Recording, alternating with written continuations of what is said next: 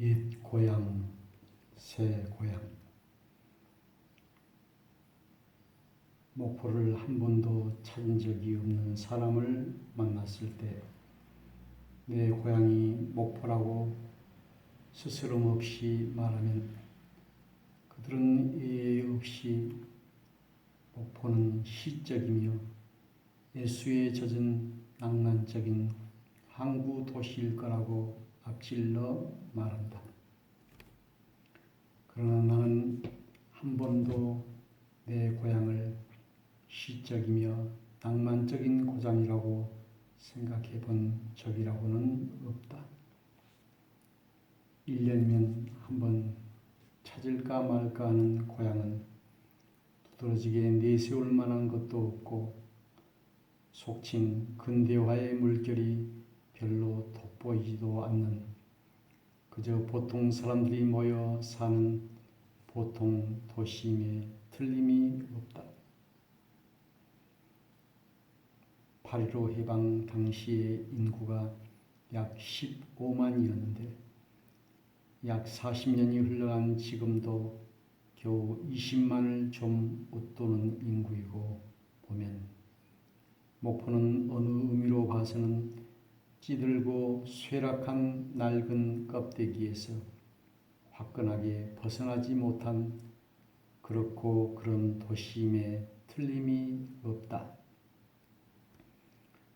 그 이유야 어디에 있건 간에 남들은 바다가 육지가 되고 배추밭이 아파트 단지가 되고 버려진 땅이 공장지대가 되어서 산업화 시대의 혜택과 고도 성장의 고마움을 만끽하고 있는 실정에 비하면 목포는 확실히 무기력해 보이고 구태의연하고 그래서 어딘지 촌티를 벗어나지 못한 낙후된 도시임에 틀림이 없다.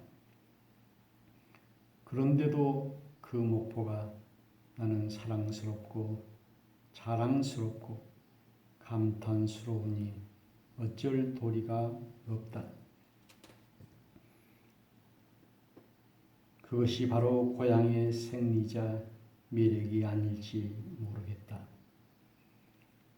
변화가 없기에 더 정이 가고 옛 모습 그대로를 간직하고 있기에 영원한 사랑을 발견할 수 있는 고향이 아닌지 모르겠다.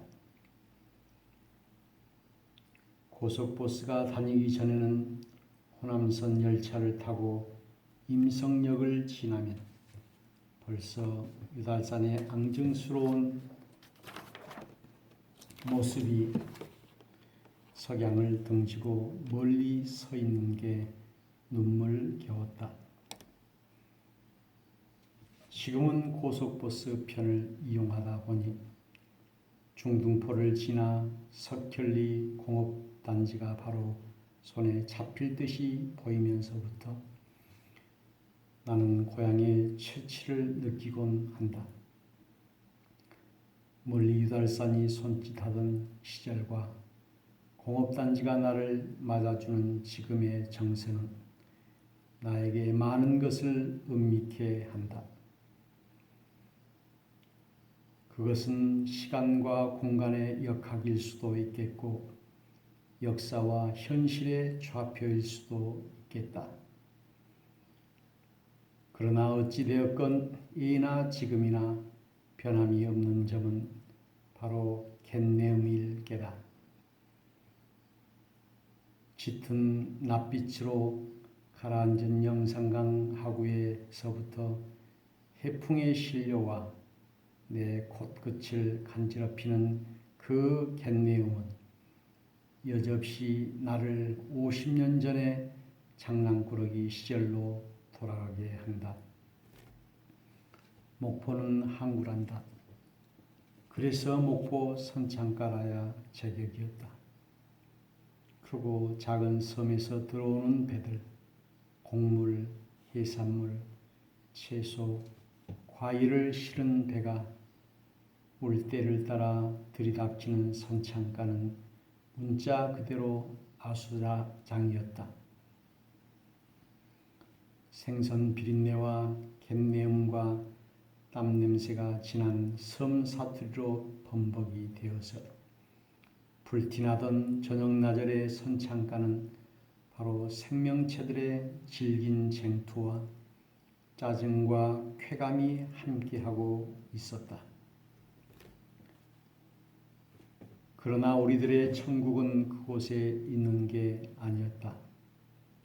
사막도 아니면 똥섬에 있었고 오포대 아니면 1등 바위에 있었다. 한겨울을 빼놓고는 바다 아니면 유달산을 번갈아 가면서 뛰어다녔던 소년 시절은 나에게 하나의 기질을 낳게 한 요람이었다. 모험을 좋아하고 엉뚱한 탐색을 즐기고 그래서 구름이 흘러가는 바다 저쪽을 향하여 소리치던 그 광기가 어쩌면 나로 하여금 문학에 눈뜨게 했고 연극을 꿈꾸게 했고 사회를 보는 눈을 낳게 했을지도 모른다. 유선각에 올라 내려다 보이는 풍경은 언제 보아도 한 폭의 그림이었다. 동서남북이 바다로 통하는 그 유선각 난간에 서면 창자까지 식혀주는 갯바람이 더욱 좋았다. 바다라기보다는 호수라고 불러야 옳을 그 잔잔한 섬과 섬 사이를 똑딱선이 가고 항포 돛대가 가고 이따금 큰 윤선이 미끄러져 가는 풍경은 어린 나에게 꿈이 무엇인가를 가르쳐 주었을 것이다. 산다는 것은 살아나가는 것이지 살고 있는 것이 아니라고 가르쳐 주었을 것이다. 그래서 앞을 보고 살아나가는 지혜와 용기와 그리고 때로는 뚝심까지도 배워 주었을 것이다. 그러나 공부를 하느라 객지로만 다니다가 6.25 때 고향으로 피난을 내려온 나에게 고향은 더 많은 것을 가르쳐 주었다. 나로 하여금 술을 마시게 했고 심한 허무주의에 빠지게 했고 그래서 문학이란 상처에서 흘러서 응고되는 수액이라야 한다는 엉뚱한 생각을 품게 한 것도 내 고향 목포였다. 상처받은 사람끼리 모여 살면서 술집을 찾게 했고 기녀를 만나게 했던 그 시절은 얼마나 허망하면서도 즐거웠던가. 대성동 곰보 할머니 집에 술국 맛도 좋았고 영흥식당에 맛깔스러운 것 전맛도 좋았고 목포 극장 앞 골목길에 있었던 콩집도 좋았다. 그러나 만복동에 있었던 칠천국은 또한 그 얼마나 열기에 찬 술집이었던가. 정다운 사람끼리 술 마시고 노래 부르고 춤추다가 통행금지 시간에 쫓기어 인적이 드문 골목길만 골라 집으로 돌아오곤 했던 아슬한 추억들. 미연이, 일렵이, 채선이, 올레, 애절한 유행가에서부터 육자배교와 판소리에 이르기까지 그저 놀이하는 게 인생의 전부인 양 살아가던 그 아가씨들도 지금쯤 60 고개를 바라볼 나이가 되었겠다. 지금은 어디서 어떻게 살고 있을까 하고 문득 바람에 흩날리는 꽃가루 같은 추억에 배시시 혼자서 웃게 만드는 것도 나의 고향이다. 그러나 그 고향도 지금은 조금씩 변해가고 있단다.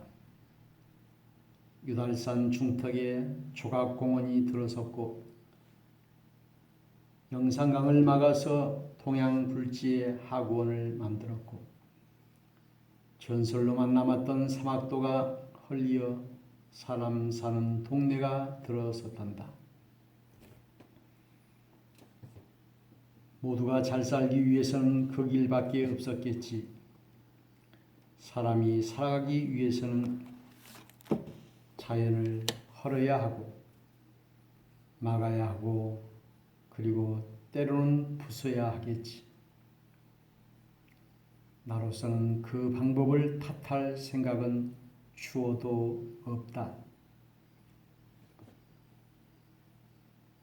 다만 마음에 걸리는 것은 목포가 본디 지닌 멋을 잃어가는 것 같은 두려움이다. 목포 토박이는 찾아볼 수가 없고 모두가 낯선 타관 사람들만이 모여 사는 것 같은 이화감이다. 그래서 음식 맛도 옛 그 맛이 아니고 선창가의 비린내도 옛 그 내음이 아니고 선술집 주모의 애교도 옛 정 그대로가 아닌 게 두렵기만 하다. 무엇이 되어가건 목포는 목포다운 것을 지니고 있어야 한다. 사람마다 얼굴이 있고 지문이 있듯 내 고향 목포도 그것이 있었으면 좋겠다. 꼭 같은 건물에 꼭 같은 간판이 나붙은 그런 도시가 아닌 목포 사람의 기질이 살아있는 그런 목포가 유달산만큼은 남아있어야 할 텐데 말이다. 나이를 먹어서가 아니다. 세상이 온통 개성이 무시되어 가니 하는 말이다. 그래서 한 잔 술에 건하게 취하면 우리의 주제가인 목포의 눈물을 목이 터지게 불러봤으면 좋겠다. 형제들아.